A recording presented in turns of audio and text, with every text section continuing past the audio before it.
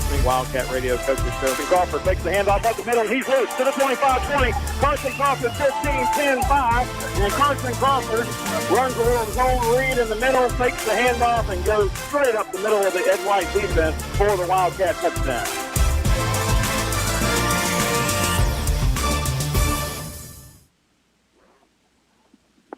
And good evening, everybody, and welcome to another edition of the Wildcat Radio Coaches Show.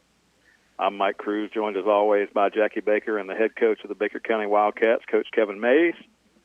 And we're here on Monday nights from 7 o'clock to 8 o'clock talking Wildcat football and giving you all the information that you need about Wildcat football. Wildcat football is off to a 3-0 start, and that's refreshing. What's even more refreshing is the way they're doing it. 33-6 win over Bradford County, 49-0 on the road last week against Orange Park, and then this week back at home, 47-0 against Ed White. So not a lot going by way of points for the other team. Our defense, we talked about it earlier, averaging 2 points a game, giving up on scoring average, only 6 points given up all year. It's got to make you feel good, right, Coach? You feeling good on a Monday, 3-0? Hey, that's if you'd asked me, that's what I would have wanted. And people always ask about how we're doing. If we'd have won every game 2-0, I'd be happy. But the way we're playing right now, obviously, extremely happy the way we're playing on both sides of the ball. You heard the intro leading in, one of the Carson Crawford touchdowns. We'll talk about all that in just a minute. And a couple of throwing touchdowns the other night as well. We'll talk about how the offense did and also how the defense did against that Ed White offense, an offense that scored 38 points the week before against Pedro Menendez, a team that Pedro Menendez team that went on the road and beat Gainesville Eastside Thursday night last week. So if you just look at scores comparatively, you're thinking, hey, maybe Ed White's got more than we thought they had. But I tell you what, the Wildcat defense did a good job. Want to thank Dependable Heating and Air Conditioning, Oscar Gray, those folks down there again. Oscar Gray, they've been in the community 60 years, and they provide quality service. I'll talk about Oscar Gray and Dependable Heating and Air Conditioning and thank them for making the radio show possible here on Monday nights. Also want to thank Coach John Meadows over there at Glen Baptist Church for keeping us on the air, and Pastor Chaz Rowland for all that Glen Baptist does in the community through 97.5 WFBB and keeping the games on the radio Friday nights. It's a big deal to a lot of folks in the community. And I got to tell you what, got to also tip our hat to Jeremy Height and those folks over there at Daily Growl TV. I know it's only the home games, but you'd be amazed at how many people that I've talked to, Jackie, that have stopped us and said they've been able to watch the games on YouTube, and you can hear the audio along with it on Friday nights, and that's been a big boost for people that don't want to get out right now in this with the situation going on. That's a down south thing, the situation. We don't call it the pandemic. It's either the virus or the situation.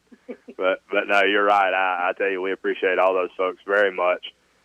Everybody enjoys that. There's people, we talked about it the other night, people all over the country that call Baker County home. They may not live here now, but they were born and raised here, and it gives them an opportunity to keep up with the Wildcats. And that's just one of those things that it doesn't matter how old you are. People love to tune in and see how their alma mater is doing, and so we're glad that those facilities are out there that people can enjoy it. Coach, I ran into you yesterday. You get around in the community around here, and sometimes you run into people. And I ran into Coach yesterday coming out of one of the grocery stores. We had a chance to catch up for a minute. And, one of the things that I guess we've been reluctant to do so on Monday nights, just haven't even thought about it. You made a big transition. You're down there in Central Florida. You came up here a little over a year ago, and you've established yourself in the community now. I just wanted to give you a chance to tell us how it's going. How do you like it? How do you like living in Baker County, and how's life been adjusting to living here in the community? It's been great. We love it, and our family was accepted in there, and it's nice to get around and have people be able to greet you and say hi to you and treat you like one of their own. And obviously, hopefully we keep doing things because that'll keep everybody on my good side. But my wife said she isn't moving again, so everybody's stuck with me. when you're 3-0, man, you can walk through Walmart with your chest poked out and your head held high. You know, one of those things. Then there's some Saturday mornings where you may just want to sit on the couch, Coach. This place is kind of love you or leave you, but you've been doing a great job since you've been here, and man, I'm excited about this team. I tell you, and I know you see it, and you start 3-0, and I'm not trying to put anything, you know, on you, but what do you see? And I'll tell you what I see when I look at this team. Somebody asked me the other day. They said, you know, what do you think? And I said, I'll be honest with you. When I look out there, I don't see American heritage. You know, I don't look out there and I see 15, 25 guys that are lined up 4- and 5-star recruits. You know, I don't see that. But I see a team that plays together. They rally around one another. It's almost like, you know, I am my brother's keeper a little bit. They look out for one another, and they're playing really good football right now. Well, I mean, just a couple people that grabbed my attention before the game. I would have, you guys probably not knowing any better on either side would have probably picked Ed White over us. Absolutely. Because they had a bunch of the 6'4", 6'5" guys and receivers that were tall, but you know, our guys, like you said, they are playing with a lot of heart, and they're playing together. And, you know, the biggest thing we work on as a coaching staff is getting them to trust each other. And as long as we can keep growing that, you know, we'll have a chance to be real successful. Yeah, you're right. The eye test, we were looking over there, and Mike alluded to the Pedro Menendez game against Ed White, and I was like, okay, you know, it is what it is. Yeah, they rushed for 284, the one guy did. And then we got to the game and got to looking, and I'm thinking, whoa. Hey, can we borrow a couple of those guys, you know? But, man, then you just go out there and the Wildcats do as a team and, again, just make a team want to quit, blow them out, blow them off the field. A lot of guys on that roster. We were looking down the roster. The quarterback that started the game, DeLeon was his name, and he led them on the first series. And then we stopped them inside the 10-yard line, got a roughing the passer penalty against them on that play, and he went out for a series, maybe 2 series. The guy that came in behind him was a sophomore, and I looked down on their roster. They had several guys that were sophomores and even a couple of freshmen that were contributing for that team. So size-wise and skill, they looked like a really well put together ball team. So Ed White may be something to reckon with in the years coming. But this past Friday night, the Wildcats did plenty. We got over 400 yards the other night, Coach. 433. Ed White, we held them to 136 yards. Just looking at some of the stats going down, we threw the ball 10 times the other night. Carson Crawford completed 7 of 10, threw for 144 yards, 2 touchdowns. And once again, you know, we scattered it out with the guys carrying the ball. So you look down the stat line, you don't see anybody that jumps off the page with 200 or 300 yards. But you had, you know, Baker 14 carries, 95 yards. Crawford added 92 yards from the quarterback position. Then you've got Cam Smith adding another 70 yards and Scooby. So you throw all 4 of those guys together and you end up with, you know, well over 200 yards rushing the other night. So almost 300, 289 on the ground between the 4 guys. And I mean, well, and those guys all, I think, get the chance with the success that Scooby had last year. You can tell most of the teams that we've played have keyed some sort of scheme towards him, which will allow Baker and Carson and Cam, you know, to possibly have the breakthrough runs. I mean, Scooby's going to have, for as good as Scooby has been and is, he's going to have to fight for all of his. But it's proud of those guys. And, again, it's hard to sit here and say that you can rush for almost 300 yards without mentioning the guys up front. I mean, they're doing a good job. Yeah, good point. I know Ross Crummy came back the other night, saw him get back in the game. The other guys up front, we talked to Chase Cruz on the show earlier this year, so they've been doing a great job, and you're absolutely right. We got to give credit where credit's due to the offensive line, and I'll tell Scooby, just keep running it because, you know, those guys will quit keying on Scooby, and the dam will break open, and Scooby's going to flood right in there because he's a good running back. He is. And that tempo, you know, I know some people don't like it, but that tempo, if you can, you know, obviously if you're going 3 and out in 10 seconds, that's not a good thing, but if you can keep that tempo up, you can see, you know, in these last few games that it just wears them down towards the second half. And, you know, hopefully we can keep doing that. And with us being able to have 4 guys that can run the ball, it's going to be, makes it tough to stop late third, fourth quarter. Throwing the ball, we threw the ball the other night, I said 7 times, but 5 different receivers caught the ball. Notice Scooby Graham actually split out in the slot a few times, caught a couple passes over there. Tyler Richardson had a catch. Cameron Crawford caught a couple of passes. One of them just a beautifully thrown ball down the middle for a touchdown. Cam Smith caught a pass, and J-Mod with another pass reception for him. So 5 different guys catching the ball. You had 5 different guys running the ball the other night. So spreading it out, a lot of balance on the offense. Cats opened it up with scoring. Carson Crawford right down the middle of that zone read. Went 41 yards for a touchdown, came back just a little bit later at the start of the second quarter and hit his brother Cameron for a touchdown pass down the middle. And then Carson Crawford added another touchdown run in the second quarter. We kind of broke it open, headed toward the locker room, 27-0 at halftime. A game that, like I said, Ed White came down the first series after we scored the touchdown to open the game. They came right back down the field. We stopped them on downs. Then we got a roughing the passer call, but then we were fortunate to get a turnover inside the 10. So that was really the only deep drive threat that Ed White had the entire game. So hats off to the defense and the way they play. We called a bunch of defensive guys' names and a lot of the same guys we've been talking about. You know, I was thinking at one point sometime this year, if you guys want to have some fun, we need to have both the Crawford brothers on here and just start asking questions like, who's better? What was the reason we had? Why did we score that touchdown and stuff? We could just put the headsets down and they'd go for an hour. I like it. You know, they're fun to have around, those guys. And the receivers, you know, one of the big difference between this year and last year is, you know, Coach Cantrell, our receivers coach, is demanding that they come off the ball the same way every time and block and do some things that we maybe neglected a little bit here. But those guys are working hard out there. And the fun thing about the offensive side of our ball or of the team is, you know, Cam Smith comes out as a 10th grader and scores some touchdown. His biggest cheerleader on the sideline is Baker and Scooby.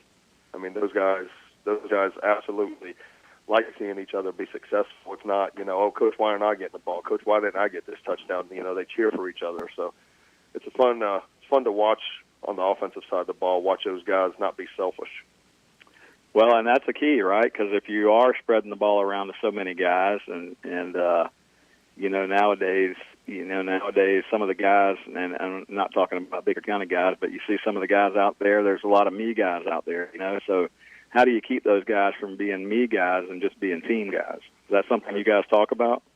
It is, and, you know, we'll have some guys that come out every once in a while and try to wear something flashy and this and that.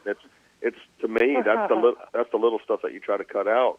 So you're not a me guy, you know. You're a team guy. We don't have a turnover team, do we? No.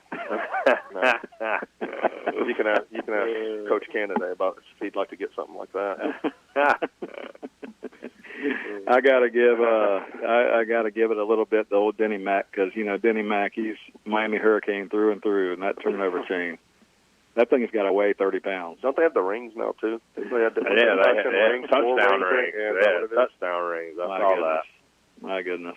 Well, we got a lot to talk about on the college football front because the SEC is starting this week, but we'll talk about that a little bit later in the show. So, Coach, what's the schedule like this week? I know with the off week this coming Friday, you know, you've got a couple of weeks to prepare, and we take on Westside and Terry Parker back-to-back on the road before we come back home to face the Bulls Bulldogs. So the stretch of games that we've had so far won't look like some of the games we've got coming up. No, this week we made the decision to cancel the red-white game that we were going to have. We're going to just have a scrimmage after school on Thursday for some of the guys that play on the varsity team and all the younger guys, to let them have a little bit of fun since they missed the Middleburg game last week.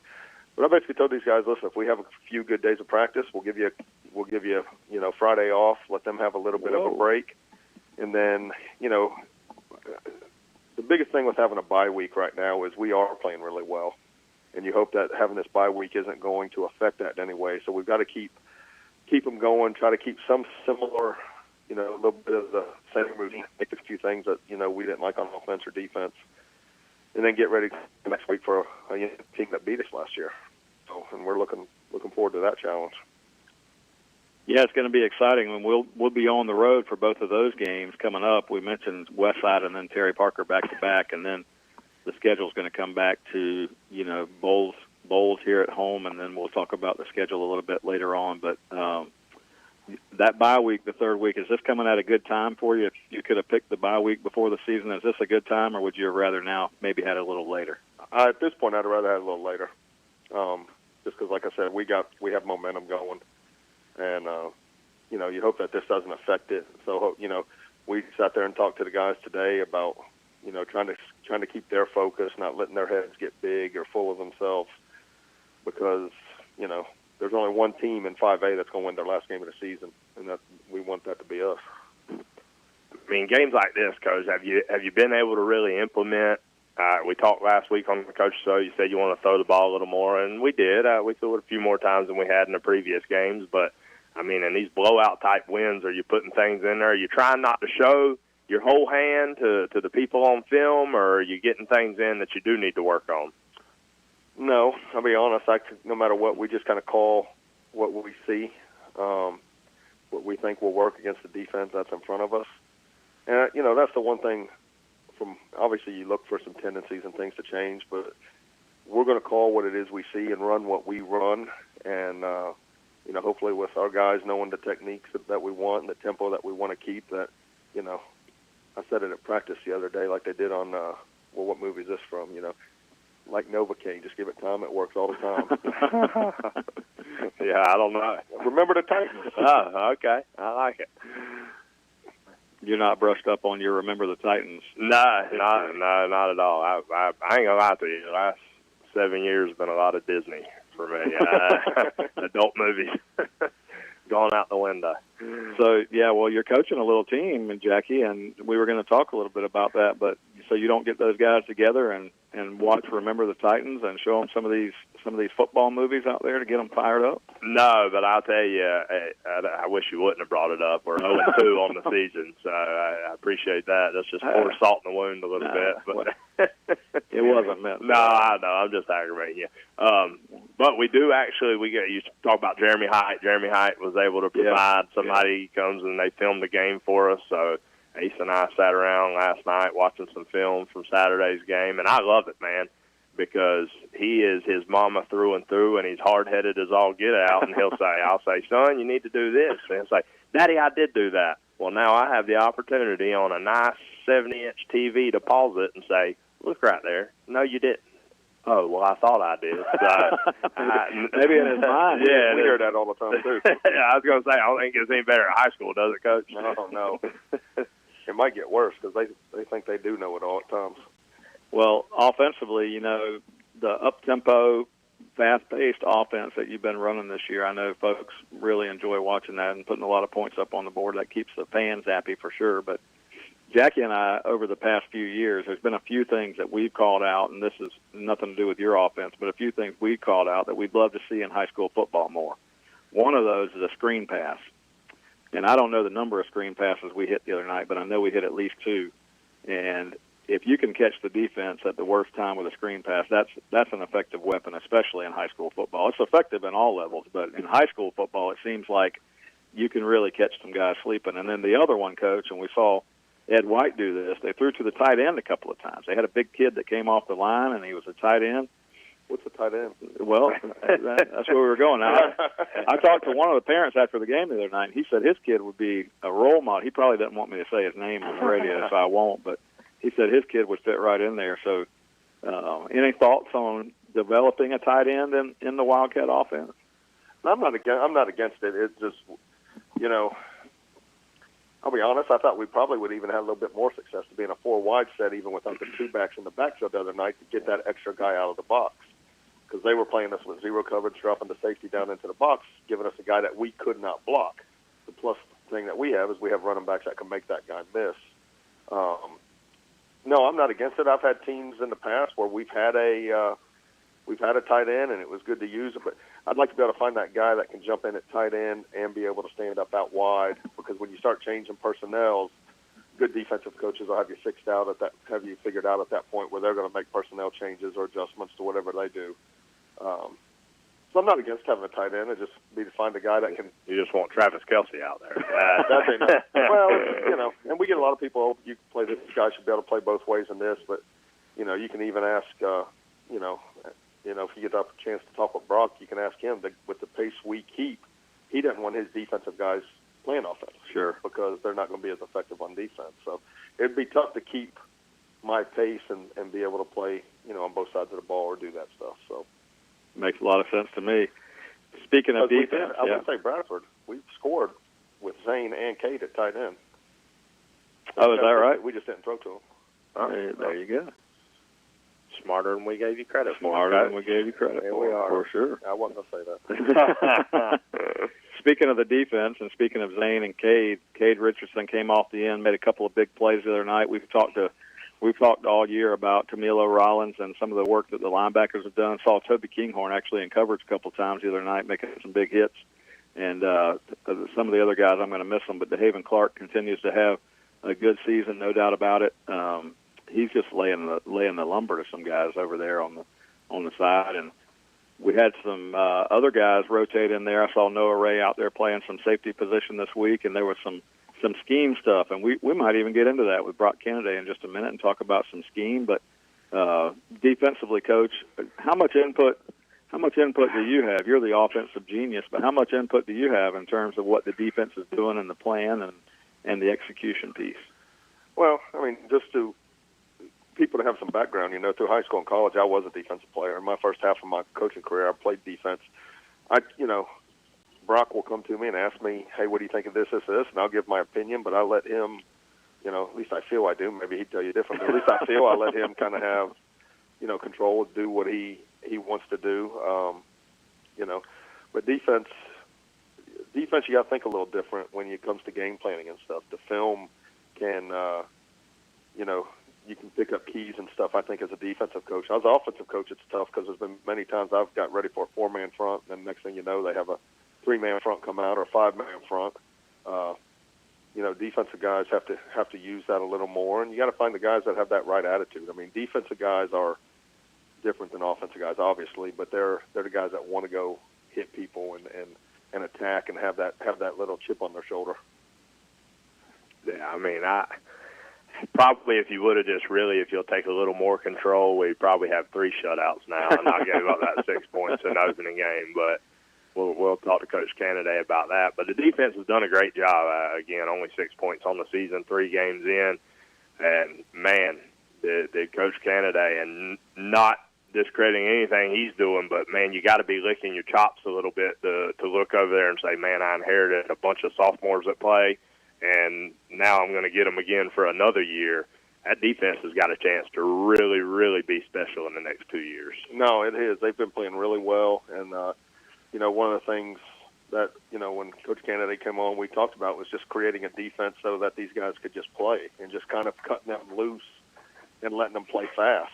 And that, to me, that's what they've been doing. They've been able to line up, trust each other, and play fast. And like you said, from the guys up front to linebackers to even the DBs, they're, the more we play, the more they play together. They trust each other, and, that makes for good defense. Well, we got a lot of folks in the community that have been following this Wildcat team, and things have been a little different here with us in terms of what we've been able to do from a crowd perspective and the folks that have been able to come to the game. But we've been getting a big following on YouTube, and the folks in the community have really been behind this team, no doubt about it. Want to thank Oscar Gray again, Dependable Heating and Air Conditioning, and all the things that the sponsors that make it possible. We were advertising last week on the game. We advertised the Wildcat Tailgate, something the Baker Prevention Coalition is helping to back and get some of the students from the student body over there into a good, clean, family-type environment before the games. And, there's a lot of good things happening in the community. And even though we've been in the midst of this pandemic, it's been good to see people rally behind something that's so good to have out there. Football can cure a lot of ills, and I've been enjoying being part of it so far this year.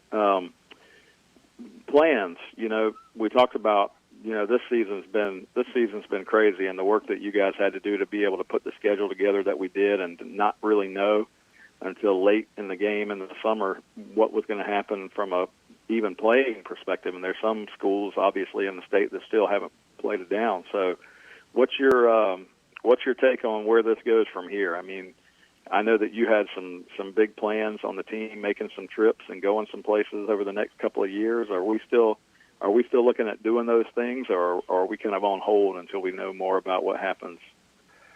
To be honest, I don't know if I can answer that just yet. I mean, the trips have not been canceled, but I also haven't had the opportunity to talk with, the people up north to see if it's even still a possibility. I think that's something that we would like to do, but at this point, I couldn't really give you a firm answer on it. Yeah, it's tough. It's just so early in the game, and there's still so many unknowns and lots of things happening out there that we're not aware of. But it's been great. I know, at least in the North Florida region, I'm assuming in the Central Florida part, there's been some game activity. But yeah, I know Brevard, where I came from, they open up this weekekend. This weekend, so it's amazing to them that we've been able to play 3 games because they've been, obviously jealous from wanting them to play and wanting their kids to play and that kind of stuff. Of course, no doubt about it. Well, Coach, I'm going to talk to you a little bit more about some of that stuff, but normally we brought a player in to talk with us each week, but you actually wanted to get some other voices out here from the coaching staff, so you arranged for defensive coordinator Brock Kennedy to join us tonight, so we're going to take a couple minutes, talk to Brock, and then when we come back, Coach, we're going to talk a little bit about Westside High School, and then I'm going to quiz you on some football activity that's happening around the country right now, because there's been, even though it's a little different look and feel for what's happening with college and NFL right now, there's been some good football that I've been paying attention to. But Brock Kennedy, how you doing? Good. How about yourself, Mike? Doing good. Good to have you on the show tonight. Appreciate We it. talked about your defense. We'll get to that in just a moment. But Brock, you've been a part of a group that's been coaching for a while now with going back to Jamie Rogers and the staff that he put together, and the defensive coordinator position that you held here at Baker County a few years back, and then before that over at Live Oak with Coach Rogers and the work that you guys did over there.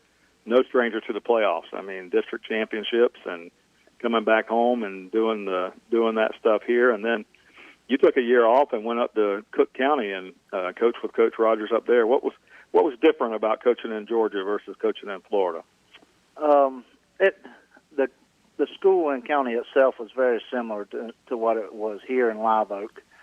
Obviously, it was a smaller school, so the number game came back into play, and that's something that I hadn't had to deal with in quite a few years, because for the most part, we've been 2 platoons almost, during probably the last 6 years. Biggest thing, the difference with Georgia as far as Florida high school football was we had a staff of 9 varsity guys, and some of the teams in our district, or they call it regions up there, your upper echelon programs had anywhere from 15 to 20 varsity guys, and Cook is trying to get to that level. So that was. You mean coaches? Yes, coaches. Oh, wow. Varsity. Wow. Yeah. So everything's negotiable up there. So it's just a different setup. And honestly, I enjoyed my time in Adel, but my time here made me a little bit spoiled as far as being around friends, family, and also, I mean, these kids. If you coach long enough, and I haven't coached very long, but I guess this is about my 11th season. Yeah, like you got several in now. Yeah. So you find a type of kid that you like to coach, and I found that kid was in Live Oak. I enjoyed coaching every year in Live Oak, and every year that I've coached here has been pretty close to the same branded kid. And Coach and I actually had this conversation today. That makes a big difference once you kind of mellow out and get past, winning, just thinking about winning all the time, actually enjoying it and enjoying the people that are around you. And not saying I didn't do that in Adel, but it was the pool here was just a little stronger.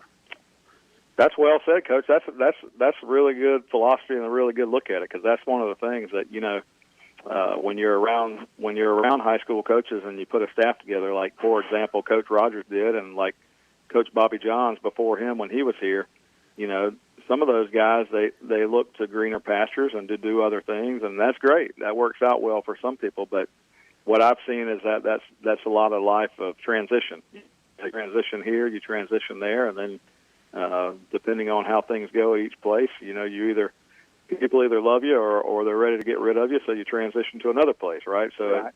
It can be a life on the road, but no doubt about it, Baker County is a special place. So I'm glad to have you back on the sideline. It's been fun watching your defense this year.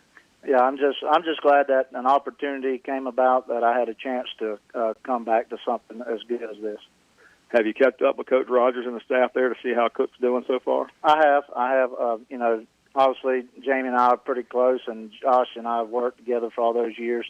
And then I got to be really good friends with a couple of those guys on staff. So I text and call them from time to time to bounce ideas off like I do Coach Mays, and I just kind of get input, and there's still a lot of kids up there that I'm attached to that I text and keep up with through social media. So I like to try to keep a connection there and just kind of see how everyone's doing. Are they able to play yet?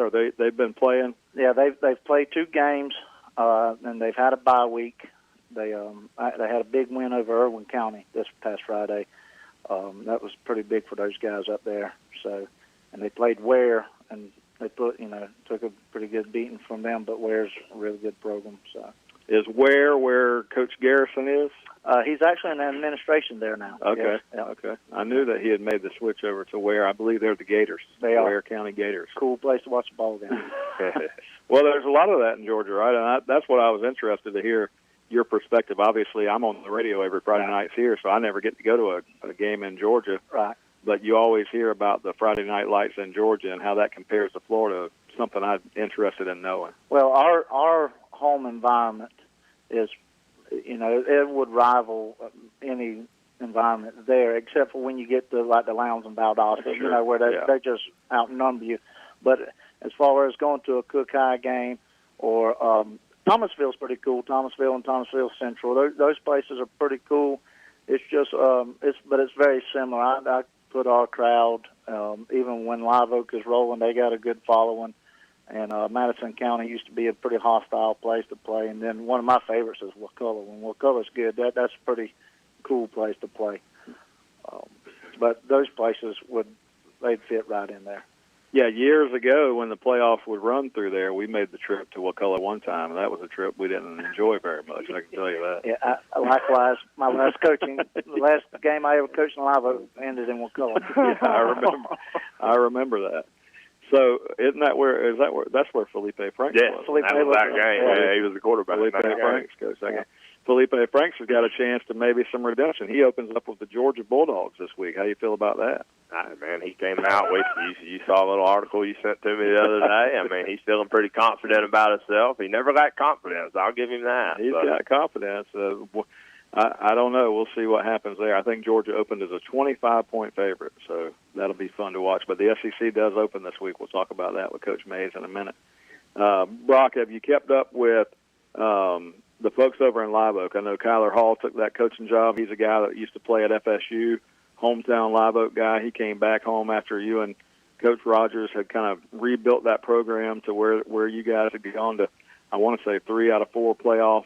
3 out of 4 playoff appearances with a couple of district championships in a row. Real close to the state championship game down there one year. You keeping up with Coach Hall and those guys? How's Live Oak doing? I'm not sure of their record right now, but as far as I have a pretty good relationship with those guys over there. And so we talk often, and actually during Christmas I usually go camp at the Spirit of the Swanee. So there's a night they come over and we all kind of hang out. Those folks have always been really good to me, and I was fortunate enough. Obviously, success probably helped form friendships, but those are friendships that'll probably last for a lifetime. Well, we talked this past Friday night before the game. I had a chance to catch up with you, and you talked a little bit about scheme with me. And I'm.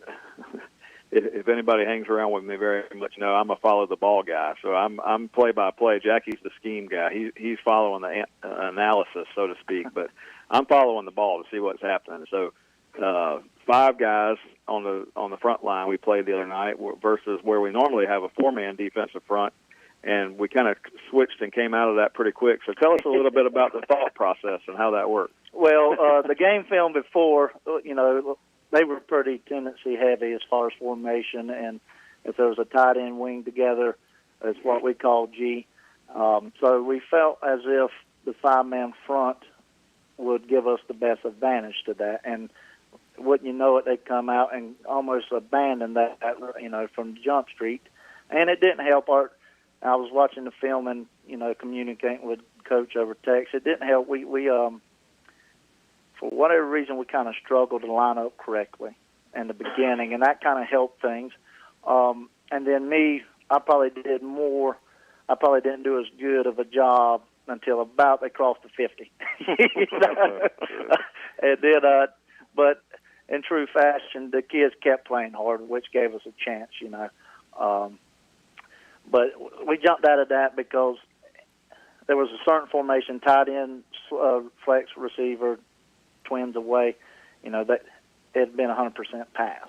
Well, 5 defense linemen really don't help you very much against that. And our kids had been hammered that all weekend. We called it, we checked to the wrong formation, wrong alignment, and, first down, they throw the football first down, stuff like that.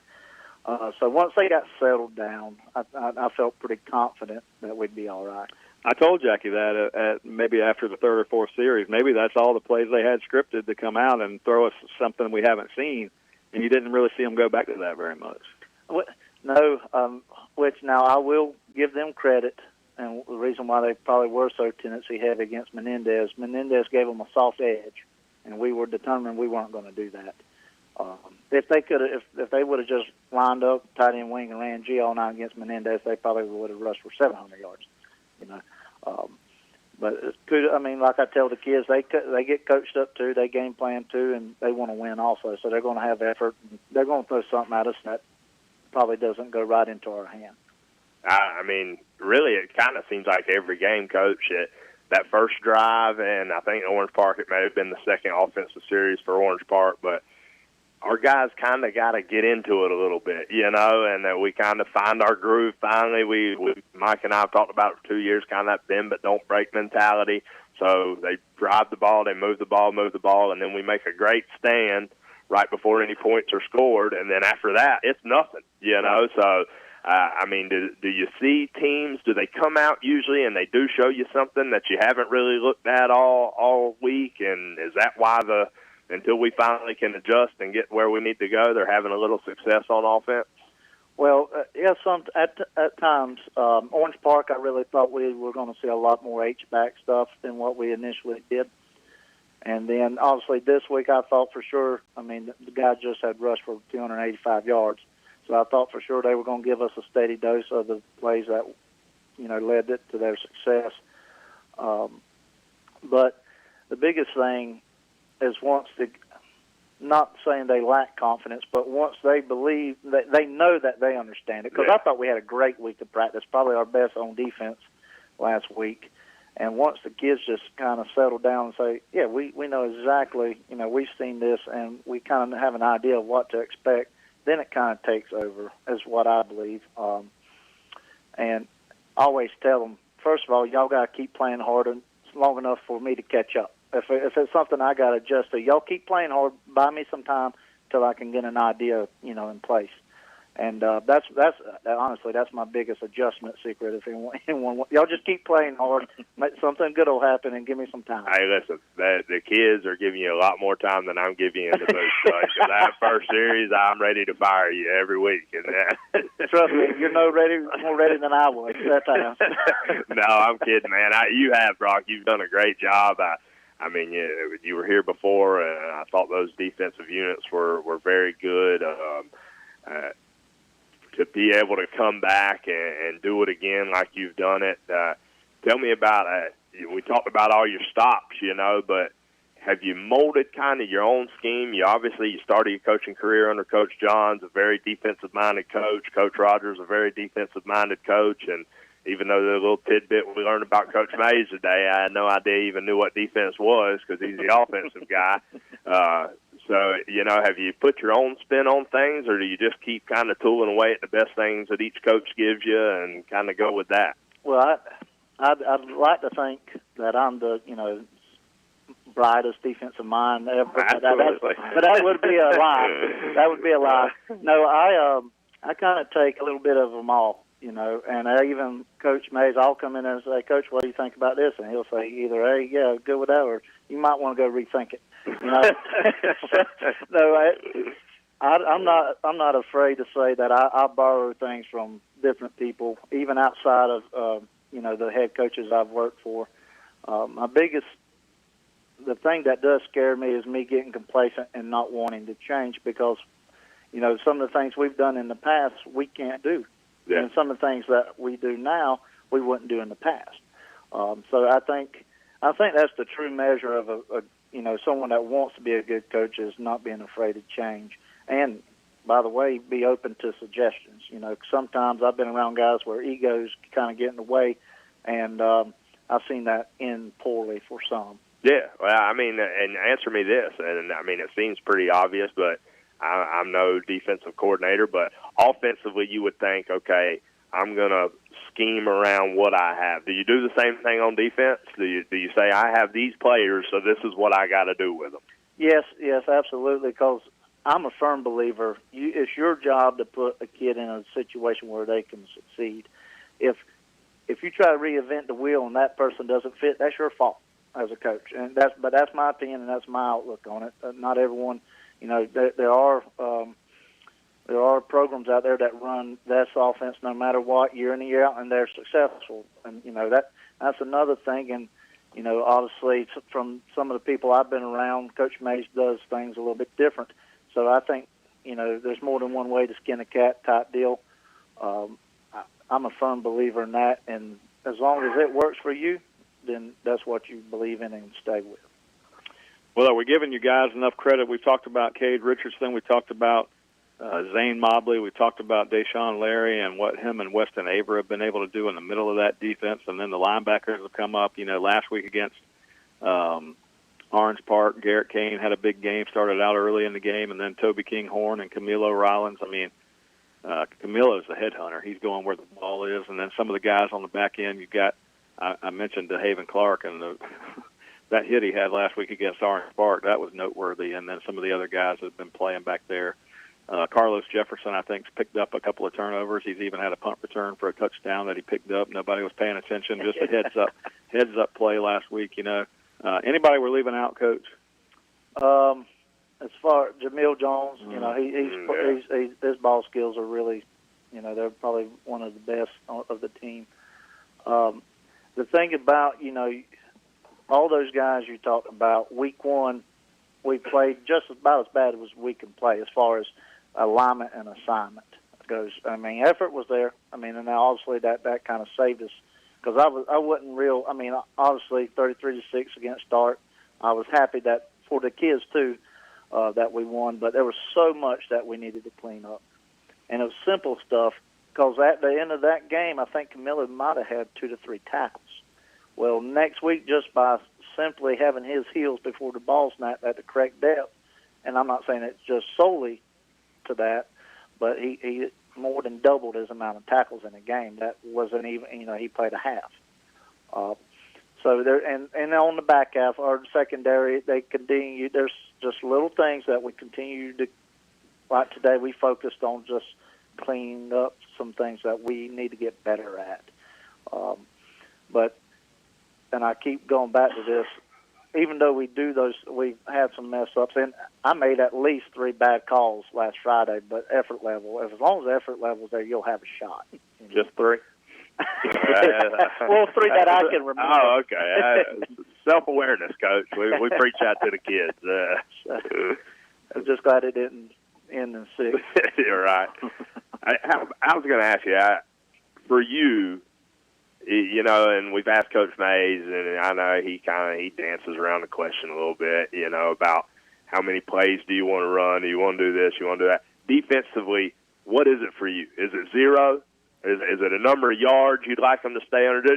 For you to think you're going to have a successful, obviously wins number 1. I mean that, but to think, man, I had a really good game plan going in. Is it points or yardage? Well, I've always goes.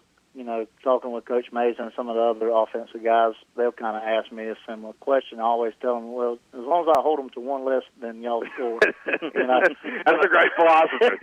But, no, I'm really passionate about stopping the run. I want to be physical against the run, because I think if you make a high school team, most of the time, I would venture to say probably 75% of the time, if you make a high school team one-dimensional, you're going to have a chance. You know, if not, I'd like to see the numbers. Yeah. You know, if you could break that down. To me, it's 100 yards or less on the ground. You know, and obviously, it depends on how the game is played out when score comes about. Because if you look at the start game, heck, it was 13-6 late in the third. Yeah. In the middle of the third, and all of a sudden it breaks open. So points to me, I mean, yeah, they're great, but I don't think it tells the tale of the whole game because obviously I think that start score could have been a lot worse. Yeah. Oh, there's no doubt. We talked about that the whole time. It felt like even though we were dominating the game, at any point that game could have turned the other way. But again, I'm telling you, man, your defense, they're playing really good. We talked about that secondary. They're finding the ball. One of the biggest gripes I've had over the years, those guys are in great position, just can't find the ball. So, but they're doing a much better job of that this year, and I've been very pleased with how your defense has performed. Yeah, Coach, keep it up. Keep it up. We've only outscored opponents like 127-6 right now. So yeah, Coach is doing a good job of scoring them and putting us in great positions where we could just pin our ears back. It helps, doesn't it? It helps when the offense scores points. It's like this baseball game we're watching on TV right now. You know, if your team gives you run support as a pitcher, you feel good about things. But when you're stuck in a 2-0 game, you got to keep grinding every time, right? So same philosophy. But best of luck, Coach. Keep it going. We got a bye week this week, so hopefully I'll talk to Coach in a minute about scouting opportunities, but I'm sure that you'll probably be taking in some football Friday night on your day off. But good luck the rest of the way, Coach, and almost got a run back there, but not quite. Good luck to you the rest of the way, Coach, and I'm sure we'll talk to you again. Defense is playing outstanding, and thanks for joining us tonight. Thank y'all for having me, Mike. Yes, sir. We'll bring in back Coach Mays and talk a little bit here as we wrap things up. Jackie, I want to thank the folks that helped sponsor Wildcat football on the air. We won't be on the air this Friday night, but Baker Prevention Coalition mentioned them. I want to mention my friend Tim Hughes, American Recycling, Dependable Heating and Air Conditioning. We talked about Oscar Gray, Baker County Farm Bureau. If you don't listen in to the Baker County Farm Bureau halftime report and hear Jackie and my analysis on college football and things that are happening on Saturdays, you're just missing out. You're missing out on an opportunity to win football pools and everything else. If you want to sound really smart at the Saturday barbecue, listen to what we got to tell you. Go around the grill and start talking the same thing we've told you to say, and I'm telling you right now, they'll think, my goodness, this guy knows what he's saying. And you can thank us later, no doubt about it. Birkin Chevrolet, Blackburn Curry Funeral Home, and thanks to Sabrina Thrift and everything she does at Dual State Real Estate for the Wildcat football team. I don't think I left anybody out, but if I did, I'll catch up with them the next time. But I appreciate everybody that makes it possible. Coach, this week, so I just mentioned it to Coach Kennedy just briefly, but this week, so you're off on Friday night. Look down the schedule of Westside. So Westside opened up with a loss. They played Baldwin first week of the season and lost to Baldwin. You know, we always hear the team names and everything else, but we don't know year to year what those guys have on the rosters. But they did lose to Baldwin week 1. Came back last week, though, and rebounded with a good win over Jackson. Have you had a chance to scout them, and are we planning to go watch them? They're going to take on a similar opponent this Friday against Ed White. Yeah, we've had an opportunity to look at a little bit of stuff that we've been able to find on them. You know, they bring back number 2. Their quarterback that they had, real good athlete, had a bunch of accolades, preseason accolades. But they got some athletes, and you know they're going to go out and they're going to play us tough. They're going to play a similar defense of what we saw this past Friday night. But you know we got that game to go watch. You know I might try to get some of the guys that live over there to go watch Bowles Creekside play. You know the biggest problem with nowadays though is making sure we can get in. It's not as easy as just walking up anymore. Yeah, that was another question I was going to ask. You know, we had limited capacity over at Orange Park. Any word yet on how Wildcat fans are going to be able to get tickets? From what I've heard, we will not be able to do it like we did for Orange Park. From what I've heard, Duval County, and I don't take this as 100% solid, but from what I've heard is that they're going to give their team their code on Sunday, Monday, and then a day later they'll make the code public for everyone, and everybody will have to go online and buy it electronically.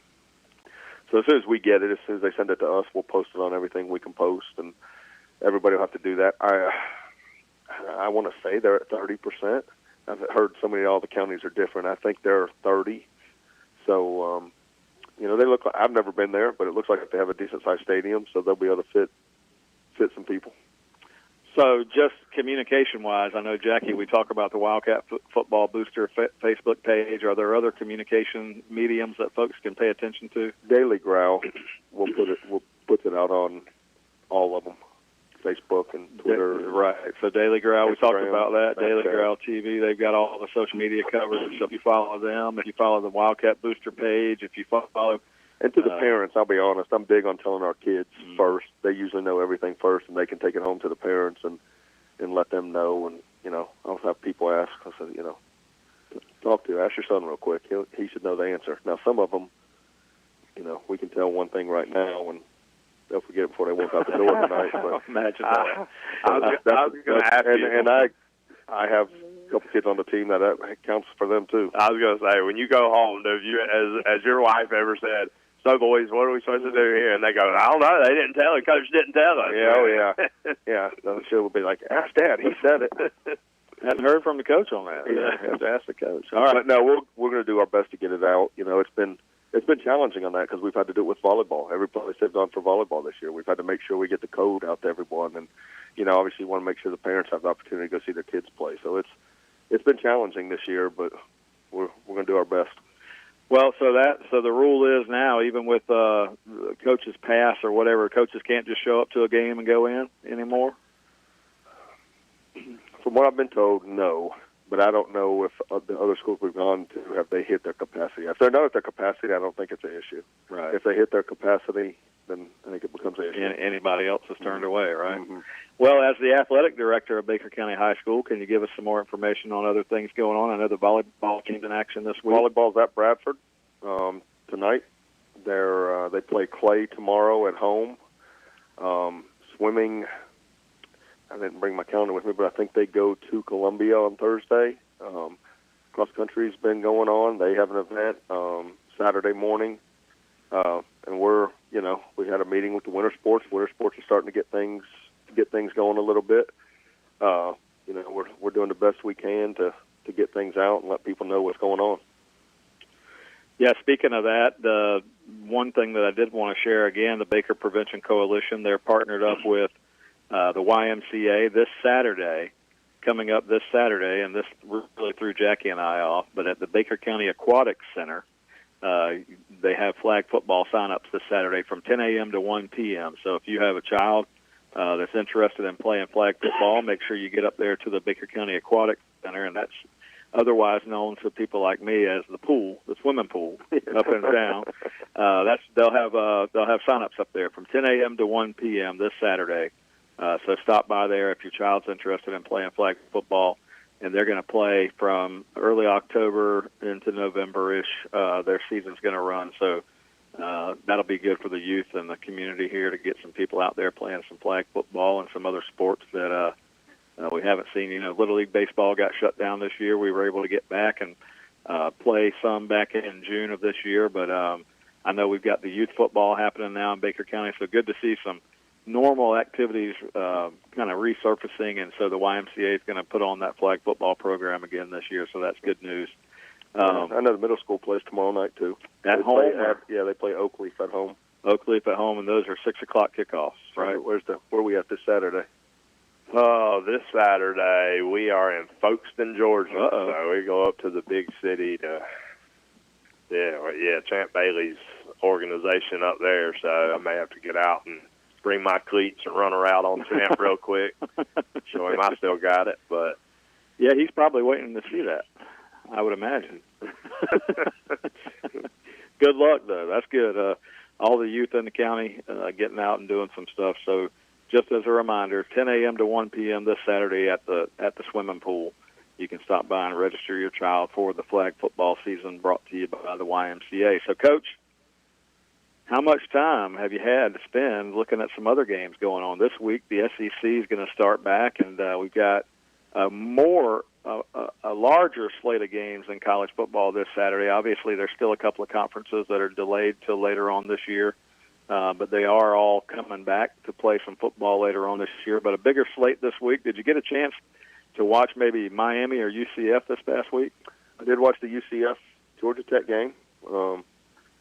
I got a Trey Nixon played for me in the past, and he ended up dislocating his collarbone there. I wondered if that was a collarbone. Yeah, and they thought it was going to be season-ending type stuff, but they were able to, from what I've heard, they were able to pop it back in, and he sounds like it hurt. He should be able to get back, but UCF looked. I thought they looked pretty good.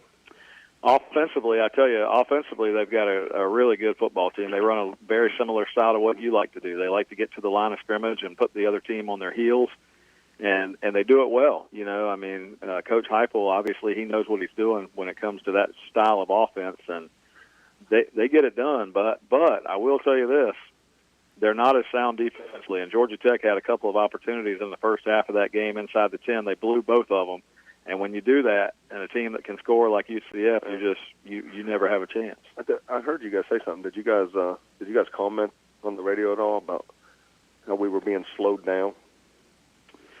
Slowed down in the game? No. Well, I did. Yes. I commented because the head official allowed them to substitute a player.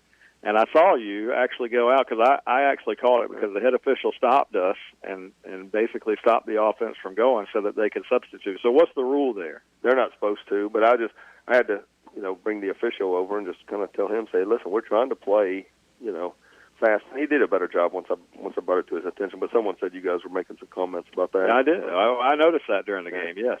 Yeah, they didn't have anybody that went to the line of scrimmage and fell down with a, fake cramp or anything. Yeah. But that was a week before. I'm sorry. But you do. I mean, you're going to have some of that in football, especially when teams try to slow them down. I saw Georgia Tech do that. They had some of those guys that went down, and then 20 seconds later they're running off the field. They're just fine. But they need to give that offense a breather, or defense a breather. No, it's I've run into it a bunch. At practice? Is that why you want No, it was third round of the playoffs. Tampa Plant was real good at it. Well, we'll be interested to see, what happens with UCF because, until I know they beat Georgia Tech, and I know the UCF people are going to say, well, they just beat FSU. Well, they did, and that's right.